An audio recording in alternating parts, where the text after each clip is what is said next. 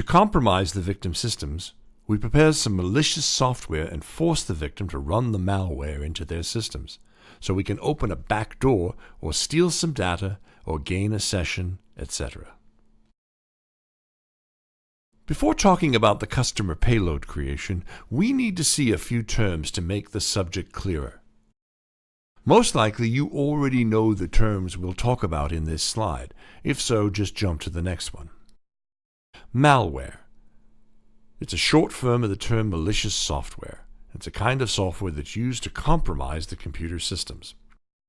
It's an umbrella term used to refer to a variety of forms of hostile or intrusive software, including computer viruses, worms, trojans, ransomware, spyware, adware, scareware, and other malicious programs. It can take the form of executable code, scripts, active content, and other software. Payload, inside malware, is the portion of the malware which performs malicious action. Metasploit framework is one of the most known terms in the cybersecurity domain. As the open source subproject of the Metasploit project, Metasploit framework is a tool for developing and executing exploit code against the target machine. Even though they're depreciated and removed from Metasploit framework, I'd like to talk about MSF payload and MSF encode first. They're depreciated because their abilities are collected into a single tool, MSF Venom. To understand what MSF Venom does, it's better to talk about MSF payload and MSF encode first. MSF payload was a command line tool that's used to generate and output all the various types of shellcode that are available in Metasploit. Using MFS payload, you can create an executable file as well as creating a payload to embed the file. The parameters displayed in the slide give us some more about what the MSF payload does.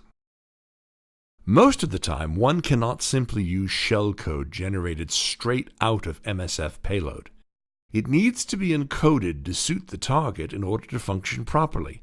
This can mean transforming your shellcode into pure alphanumeric, getting rid of bad characters, or encoding it for 64-bit target. It can also be instructed to encode shellcode multiple times. Output the shellcode in numerous formats, C, Perl, Ruby, and one can even merge it to an existing executable file. So most of the time, this tool was used in conjunction with MSF payload. MSF Venom is the Metasploit's standalone payload generator. It's the combination of MSF payload and MSF encode, putting both of these tools into a single framework instance. That means MSF Venom is a combination of payload generation and encoding. You can do everything that you can do with MSF payload and MSF encode.